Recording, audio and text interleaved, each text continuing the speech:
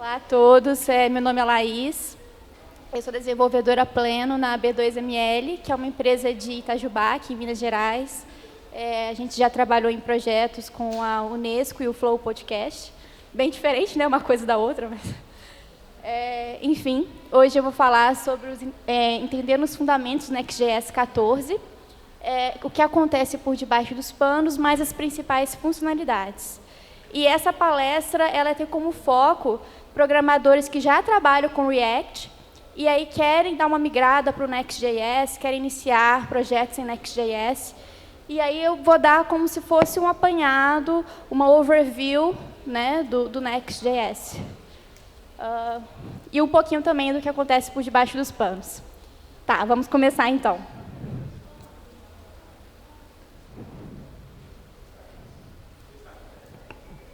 Estava desligada. Pronto, está ligado. Tá. Primeiramente, o que é o Next.js? O Next.js é um framework para React que permite server-side rendering, que é a renderização do lado do servidor. Mas o que isso significa, né? O que significa essa renderização do lado do servidor? Para entender melhor, a gente precisa voltar um pouco no tempo, né? Vamos começar com o Static Site Generation. No começo, ele foi mais popular no começo dos anos 90, ali mais ou menos. As páginas eram apenas com HTML e CSS, né? Os sites eram constituídos basicamente de informações estáticas. Inclusive, era muito comum as pessoas pegarem papel, página mesmo, escanear e colocar. Não sei se tem alguém aqui dessa época, eu não sou dessa época, mas, né, colocar lá a página escaneada mesmo. Por isso que a gente fala páginas, né? É uma metáfora para essa época mesmo, que realmente eram páginas, era mais para passar informação, para conseguir acessar informação de qualquer lugar. Não precisava puxar informações de fontes externas e atualizar seus dados frequentemente. Eu trouxe aqui um exemplo de site que usava Static Site Generation dessa época, que é o Space Jam. Vou ver se eu consigo apertar ali para a gente dar uma olhada. Isso, obrigada. Isso, no link. Clica em qualquer link, só para a gente dar uma olhada. É bem diferente do que a gente tem hoje em dia, né? É uma coisa bem simplesinha. Isso, né? Alguns links estão quebrados, mas até agora todos eles funcionando. Enfim, pode voltar lá para a palestra, por favor. Isso. E aí eu trouxe aqui um exemplo de arquivo estático, que é o que a gente, né, quando começa a estudar programação para a web, né, se depara que um arquivo em HTML, nesse caso nem CSS tem, mas, né, só para a gente ter uma ideia do que seria esse Static Site Generation. E aí, então, o modelo de site predominantemente nessa época era o de cliente-servidor. O cliente vai pedir, né, o browser, uma requisição no servidor, e o servidor já vai retornar a página mesmo com HTML e CSS, né, aprovando esse pedido, que é o que a gente estava falando agora há pouco. Tá. Mas aí as coisas foram mudando. A internet foi se tornando algo muito mais dinâmico, né? Começaram a surgir Blogger, Tumblr, Twitter, né? Que agora é X, enfim. E aí o Static Site Generation não dava conta desse tipo de coisa, não era utilizado para esse tipo de coisa. Começou-se a usar para esses sites em específico o Server-Side Rendering, foi ganhando popularidade na época, o Server-Side Rendering. Enfim, só para contextualizar, né, Spice Girls, eu não sei que grupo é esse, Backstreet Boys, eu não sei, mas é da época. Ok. Então, o Server-Side Rendering foi ganhando popularidade aí no fim dos anos 90, os anos 2000, mais ou menos. Então, no Server-Side Rendering tradicional, default, antes do Next, ao invés de a gente devolver um arquivo pronto, estático, os documentos começavam a ser renderizados pelo lado do servidor. Né? Então, o servidor ele fazia esse processo de renderização e entregava a página completa, mas já com o script incluso. Né? O documento devolvido, em partes, era estático, mas continha alguma informação que o servidor colocou ali, justamente na hora que foi feito o pedido por aquele documento. Né? Nessa época, era muito comum esses scripts serem em PHP, em Ruby, e depois, posteriormente, foi comum o Node. Né? E exemplo de código gerado por esse tipo de coisa seria, né, alguma informação ali vinda do script para popular aquele código ali e tal, coisa bem simples mesmo. Tá. Então, o cliente ele vai fazer a requisição no servidor, o servidor vai ter um script em PHP, Ruby, Java ou Node, E aí o servidor vai retornar uma página já completa, com HTML, CSS, mais o script. E esse script vai customizar a página de acordo com as informações recebidas do cliente, do usuário, né? Só que esse processo ele é custoso. O servidor demora demais para devolver a página e precisa buscar as informações, porque ele precisa buscar as informações para montá-la, né? E se o servidor não for configurado de uma forma muito eficiente, ele pode pegar informações em todas as chamadas, mesmo que seja uma informação que é igual, né? Então, uma solução que foi ganhando força na época foi o Client-Side Rendering, que é o que a gente usa, inclusive, no React. Né? Então, o Client-Side Rendering foi ganhando popularização após 2010, época de Waka Waka, Shakira, Justin Bieber, né? E aí vai entrar o conceito de servidores de APIs, APIs RESTful e tal, que a gente está mais acostumado a trabalhar com isso hoje em dia. Não devolviam mais páginas ou documentos, mas apenas informações tipicamente em XML ou JSON, que é, né, a API RESTful mesmo. O cliente browser executava agora mais coisas do lado dele, então começou a ter uma necessidade dos usuários terem computadores cada vez mais potentes para darem conta de navegar pela internet. Porque grande parte dessas requisições agora era pelo browser, pelo computador do cliente que eram feitas, né? Requisições assim, né? Renderizações. Então, a criação de aplicações cada vez mais complexas do lado do cliente, com o servidor apenas devolvendo um documento original e respondendo com dados, quando o cliente requisita esses dados a ele. E aí, então, a gente vai nascer aí o Single Page Application, né? Ele vai ganhando popularidade. Tá. O Single Page Application, popularização após 2010, o nome já diz tudo, né? São documentos mínimos, eles têm a menor quantidade de informação possível de início, e eles são puxados rapidamente do servidor. E aí o cliente, quando ele puxa do servidor, ele vai adicionando ali as informações através do JavaScript. Toda a estrutura vai vir pelo JavaScript, né? Então, por exemplo, quando a gente cria um app usando Create React App, o que é criado é um Single Page Application, né? E o único documento que existe no nosso projeto realmente é o index.html, e a aplicação inteira se resume a isso daqui, né? Deixa eu ver se eu uso aqui isso. Vai entrar aqui o JavaScript no div-id aqui do root, né? Tudo que a gente for fazer de páginas, de componentes, tudo vai entrar aqui, independente se você está usando React ou JavaScript Vanilla. Desculpa. Então, assim, os Single Page Applications, eles têm várias qualidades, né? Eles são leves, eles são rápidos de baixar, eles tipicamente fornecem uma boa experiência para o usuário, né? Se forem bem programados. Só que eles têm alguns poréns. Dentre eles é o problema do SEO, que, dependendo da sua aplicação, por exemplo, se você está trabalhando com um blog, uma landing page, alguma coisa que você precisa, que seja achada facilmente por mecanismos de pesquisa, você usar um SPA pode ser que dificulte, você vai ter que trabalhar o SEO. Claro que tem como você corrigir isso também, mas dificulta um pouco, porque os mecanismos de pesquisa, eles não conseguem lidar muito bem com JavaScript, geralmente, os crawlers, né, que vão pegar as informações do seu site. Então, todas as informações que vão ser adicionadas depois pelo JavaScript, muitas vezes eles não conseguem ler, né? E aí acaba que não fica bem ali no mecanismo de pesquisa.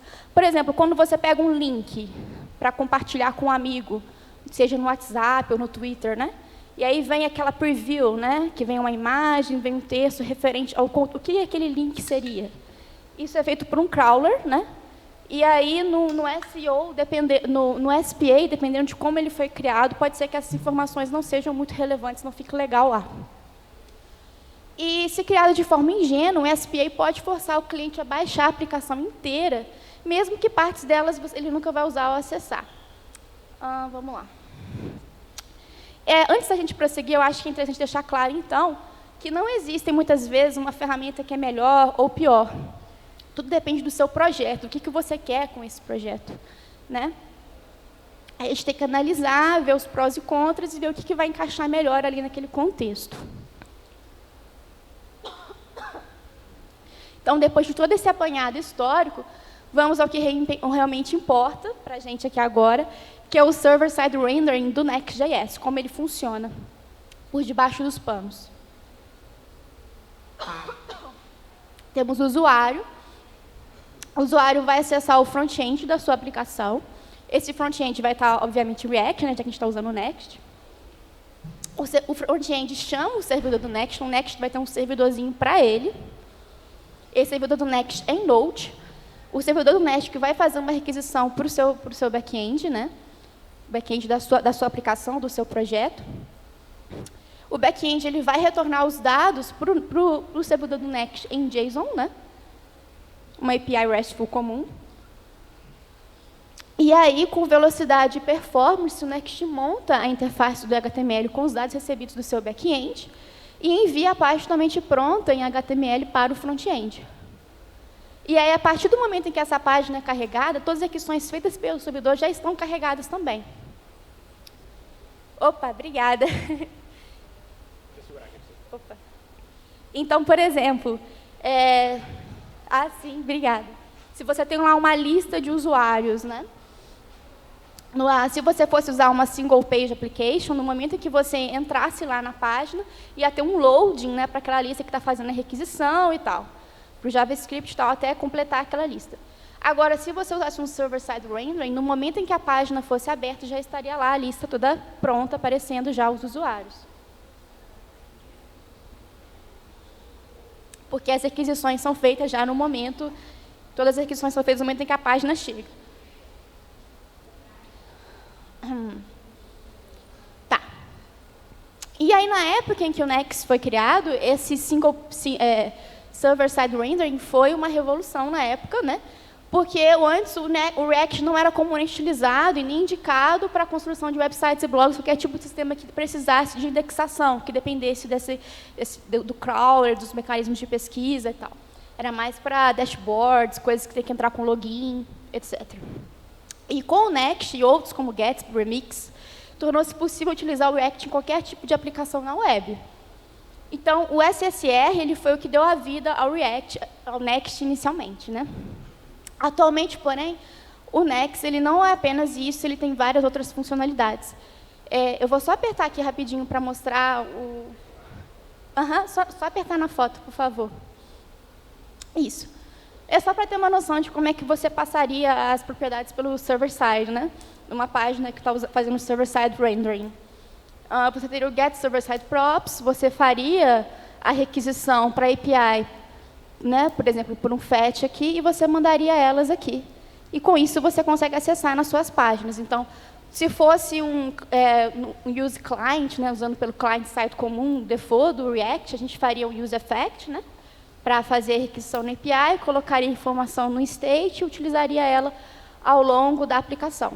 No server-side props, não, você faz dessa forma aqui. Que é um pouco parecido até, né? Não muda tanta coisa assim na hora de codar.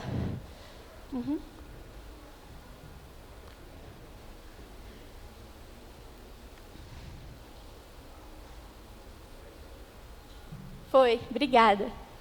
Tá. Então, vamos entrar então nos fundamentos do Next.js. O primeiro que a gente já viu aqui juntos é o Server-Side Rendering.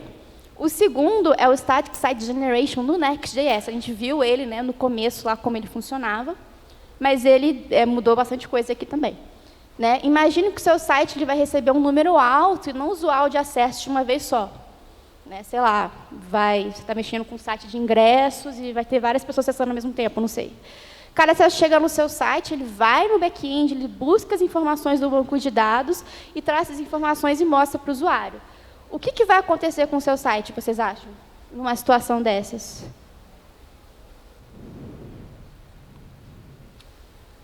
Pode falar, gente. Ele vai crashar, né? Realmente, o banco de dados não vai dar conta e vai crashar, provavelmente. E aí há várias maneiras de resolver isso sem o Next. A gente pode cachear a resposta do servidor, a gente pode indexar o banco, a gente pode usar Cloudflare. Né? Hoje em dia a gente tem, por exemplo, AWS Cloud, que você consegue ganhar performance horizontalmente ou verticalmente. Né? E aí você consegue dar conta dessa quantidade de entradas de acessos. Mas no Next, isso tem um custo. Né? Quando você mexe com AWS, esse tipo de coisa tem um custo, né, para ele conseguir ter essa elasticidade toda e tal. Então, há uma forma mais fácil, mais barata de você resolver com o Next. Na primeira requisição, o Next gera uma versão estática da página em cache. E aí, após a primeira requisição, as seguintes irão pegar o cache gerado pela primeira, esse HTML estático da primeira. Mas aí vocês estão se perguntando, mas e se o conteúdo for diferente? Né? Tipo, se é na primeira requisição, o primeiro usuário que fez lá aquela requisição, abriu aquela página, se no 10º usuário aquele conteúdo for diferente, por exemplo, você ainda pode ter a sua página estática, com conteúdo que é igual para todos, mas alguns componentes que vão ser alteráveis, que podem mudar, né, entre um usuário e outro, com carregamento client-side ou com server component.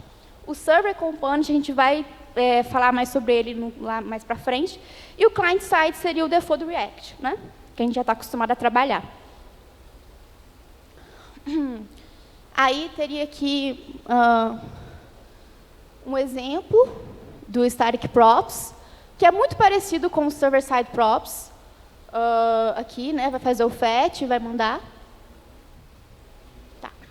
E aí a gente também tem o incremental static regeneration, que é igual ao que a gente viu anteriormente, porém, você escolhe até a cada quanto tempo que você quer que uma nova versão da página seja guardada em cache. Por exemplo, imagina só que você tem um blog, que em várias pessoas, tem vários autores escrevendo postagens nesse blog. E aí você quer que a lista de postagens a cada 2 horas atualize com as postagens novas. Não há necessidade da postagem ser exatamente daquele momento. Você pode usar esse incremental static regeneration para, sei lá, a cada 1 hora, a cada 2 horas, ele atualizar lá a lista. Teria como você clicar na foto, por favor? Obrigada. Aqui a gente só coloca esse revalidate e você coloca o tempo em segundos que você quer para ele fazer, né, a requisição novamente da página, né, bater no seu banco, atualizar e tal. Eu acho que eu consigo. Eu consigo passar por aqui, ó. Eu só não consigo clicar, eu acho. E aí a gente tem também o On-Demand Incremental Static Regeneration, que é a gente configura uma rota da API do Next mesmo, para no momento em que ela for chamada, ela revalidar a página. Sei lá, eu quero que no momento que o usuário clicar nesse botão, imagina, sei lá, esse botão vai fazer uma postagem, alguma coisa assim, eu quero que atualize a página. Aí você pode usar o On-Demand Incremental Static Regeneration. E aí você vai poupar muito o seu banco de dados. Tá. Vamos entrar, então, agora em outra funcionalidade do Next, que é o API Routes. São basicamente rotas, só que ao invés dessas rotas retornarem componentes React, elas podem executar código que a gente teria tradicionalmente no back-end. Ou seja, é possível ter rotas back-end dentro do app construído com Next. E nessas rotas a gente pode acessar o banco de dados, se comunicar com APIs que precisamos de segurança, com APIs de pagamento. É muito seguro você fazer esse tipo de coisa dentro do Next, né? Então, se eu, por exemplo, eu construir uma aplicação em Next, eu já tenho um back-end para essa aplicação pronto, mas eu preciso fazer alguns tipos de requisição, eu preciso de mais segurança nessas requisições, eu preciso adicionar requisições novas, eu posso resolver isso sem mexer diretamente com o meu back-end, resolvendo tudo pelo Next. Tá, agora a gente vai entrar em middlewares. O pessoal que é do back-end já está acostumado a mexer com eles, né? No Next, eles têm uma ideia parecida, por isso que é o mesmo nome. É como se fosse um interceptador de respostas. Por exemplo, você tem uma página estática, usando o getStaticProps. Como ela é estática, teoricamente, sem o middleware, ela não teria um contexto do usuário. Por exemplo, eu quero entrar num site com login e senha. Ela não daria conta disso, porque ela não saberia que usuário que é que entrou, né? Se está logado ou não também, enfim. Mas agora, com o middlewares, você pode ter páginas estáticas, mesmo tendo a questão de login, por exemplo. E tal. Ele consegue pegar o contexto, né? Por exemplo, com o middleware é possível fazer verificações, mesmo que a página seja estática. Você pega o cookie da autenticação, chama a API, e aí vai redirecionar a página de acordo com a resposta, né? Se o usuário não tiver acesso, por exemplo, ele vai redirecionar para a página de erro dentro do middleware. Se tiver acesso, vai lá para a página dashboard, por exemplo. Não sei. 7ª funcionalidade, Server Components. Né? Os componentes eles podem ser assíncronos, é como se fosse uma página, né, de Server-Side Render, só que é um componente agora. É a mesma ideia, só que dentro de um componente. Eles podem ser assíncronos e é possível fazer chamadas HTTP diretamente dentro deles, como as chamadas ocorrendo lá do servidor. Então, antes de chegar no navegador, a interface do componente ele já vai estar pronta, que nem acontece nas páginas mesmo. É a mesma ideia, porém no componente. Beleza. A sétima funcionalidade, que eu acho que é o grande diferencial assim, do Next.js 14, que é o Server Actions, né? Antes dela, se a gente fosse criar um componente que teria integração com o usuário, interação com o usuário, a gente provavelmente optaria pelo modo User Client, né? Por exemplo, um formulário. O formulário, a partir do momento que a pessoa está lá digitando a senha, ele tem que retornar, né? A gente geralmente usa um use effect para dar lá, está faltando um caractere especial, a senha é muito pequena, né? Enfim, coisas do tipo. A gente precisaria usar um use client mesmo, né? E aí, quando eu crio uma server action dentro do Next, eu consigo fazer formulários até. É como se eu estivesse criando uma rota HTTP e uma rota minha API dentro do próprio componente, utilizando o servidor do Next. Aí eu trouxe aqui um exemplo de... Deixa eu ver se eu consigo... Você pode clicar na primeira, por favor? Obrigada. Ih, não dá dando para ver, não. Mas, basicamente... Isso eu acho que vai ajudar.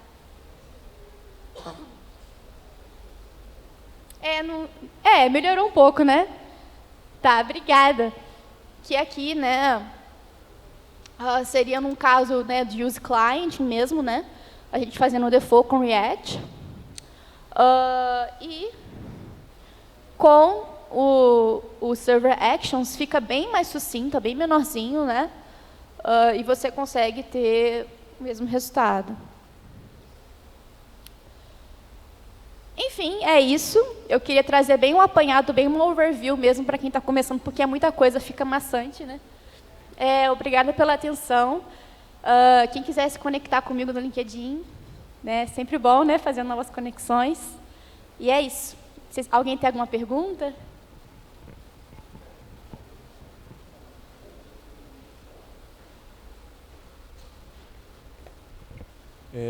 Então, o React 19 está vindo aí. Lógico que até ele ser adotado pela comunidade vai demorar um tempo, talvez ano que vem aí. Mas eu vi que eu ainda não consegui também olhar todas as funcionalidades que ele vai vir apresentar. Mas eu vi que algumas coisas já estão semelhantes ao que o Next faz, igual essa questão do SSR, né, por exemplo. E na sua visão, assim, você acha que a partir disso, o React adotando algumas das questões que o Next utiliza hoje em dia, o SSR melhorou, eu vi que as questões do CEO ali vão melhorar bastante, essa questão de como você lida com o formulário, né, que você não vai precisar mais daquele evento de private default lá para impedir que o formulário se atualize, mas algumas outras coisas. Mas, enfim, eu queria saber de você, que já trabalha, talvez já usa o React, o Next há um tempo, você acha que o Next vai continuar sendo uma tendência ao longo dos anos, ou a galera, por conta do React, está vindo com essas modificações aí, com algumas melhorias até que o Next usa? Você acha que o React vai continuar forte no mercado, que ele não vai ser deixado de lado? Porque hoje na documentação do React, né, se eu não me engano, eles já pedem para você startar um projeto, buildar ele em Next, né? Não se utiliza mais o React App. Então eu queria saber de você, se para você, assim, na sua visão, você acha que o React vai continuar, ou a tendência é a gente adotar o Next? Lógico que cai naquela que você falou também, que não existe bala de prata, né? Vai depender muito da aplicação, mas uma visão mais chula assim da coisa. O que você acha? Entendi. É uma pergunta muito boa. Qual que é o seu nome? Prazer, Vitor. Então, temos outros parecidos aí, com propostas parecidas do Next, né? O Gatsby, o Remix. O Remix ainda está bem, mas, né, eu vejo potencial nele. É claro que tem um hype muito grande no Next atualmente, né? É difícil dizer se esse hype vai durar. Eu acho que ele está indo num caminho que provavelmente vai ser isso que a gente vai ter na web nos próximos anos. Mas talvez não necessariamente com um framework do Next, talvez um framework que usa as mesmas coisas. É difícil de prever. Mas eu também, é uma pergunta que é mais questão de opinião mesmo. Eu acredito que, embora tenha um hype muito grande em cima do Next, talvez sim. Eu acho que ele vale a pena ser estudado agora, porque mesmo que ele não vá, é muito difícil as coisas durarem mais que 10 anos, né? Tem linguagem que dura, né? PHP, todo mundo está falando que vai morrer, está até hoje aí. Java também. Mas eu acho que vale a pena aprender pela questão do currículo também. Tipo, tem muita empresa querendo, né? Às vezes a empresa que vai te contratar, ela terceiriza um projeto, alguma coisa assim, e aí a empresa que está pagando eles está vendo o hype do Next, ele quer o projeto dele em Next, por exemplo. E aí você tem o Next no seu currículo, isso chama atenção. Então, assim, a gente vai seguindo a onda, né? Se o pessoal fala para a gente estudar um negócio, a gente estuda. Se daqui 5 anos não servir mais, a gente passa para o outro. E eu acho que é isso. Mas muito boa essa pergunta.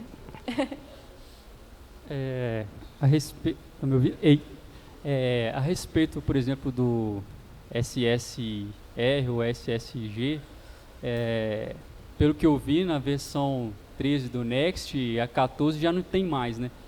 Você faz somente chamadas ali assíncronas, né? Mesmo você não precisa de declarar ali embaixo, tanto que esses dias eu estava tentando no Next, eu falei, não funciona, não está fazendo nada ali no retorno dados próprios para o componente e tal. Aí eu fui descobrir que não tinha mais, você não precisava declarar mais ali. Pela chamada assíncrona ali, você coloca a função assíncrona no próprio componente, ele já entende aquilo ali e faz o que o props fazia antes. E o que você acha disso? O que melhora em questão de performance? Tem alguma melhoria? Eu acho que é questão da versatilidade, da flexibilidade, né? Por exemplo, você agora pode criar páginas em que vão ter componentes que fazem essa questão do servidor, componentes que vão já mexer com requisições no cliente e tal. Aí eu acho que fica mais fácil de você trabalhar com coisas diferentes, atender demandas diferentes e tal. Porque muitas vezes você não consegue resolver tudo com server-side, ou você não consegue resolver tudo com um site estático e tal. Então, você conseguir englobar as coisas, até mesmo em componentes, né, que eu acho que é a proposta maior do Next.js 14, você conseguir, né, esse componente aqui eu vou usar o cliente para fazer as mudanças, beleza. Esse aqui já vou usar o servidor, beleza. De acordo com o que precisa mesmo naquele momento. Então, acho que seria isso.